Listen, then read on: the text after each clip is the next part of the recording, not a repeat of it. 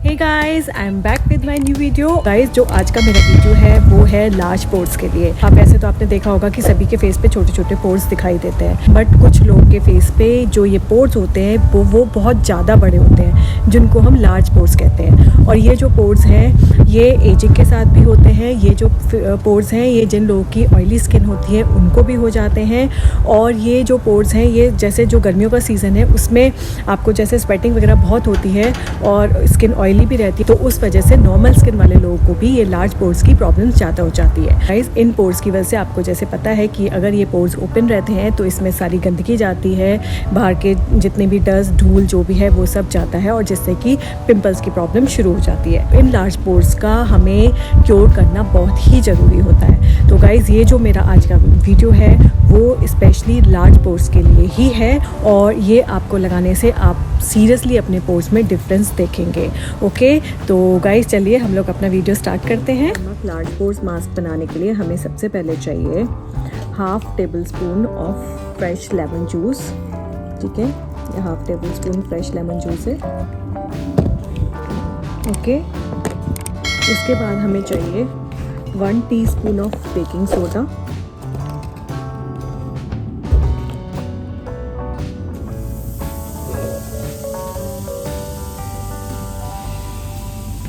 फिर हमें चाहिए 1 table spoon of sugar, white sugar, और उसके बाद आपको चाहिए 3 to 4 olive oil, 3 to 4 drops of olive oil. ठीक है, उसके बाद आप इसको अच्छे से मिक्स कर लेंगे।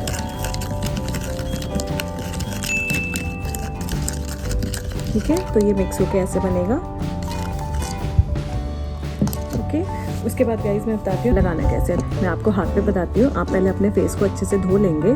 धोने के बाद आप इसको अप्लाई करना शुरू करेंगे।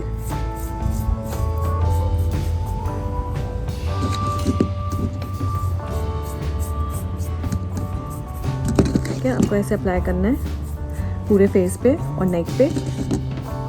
ठीक है, और फिर आप इसको 15 से 20 मिनट तक ऐसे ही रखेंगे, और उसके बाद आप इसको नॉर्मल वाटर से वॉश कर लेंगे। ओके गाइस, तो गाइस ये था मेरा आज का वीडियो फॉर लार्ज पोर्स। तो ये जो फेस पैक है ये वीकली आपको 2 बार यूज़ करना है।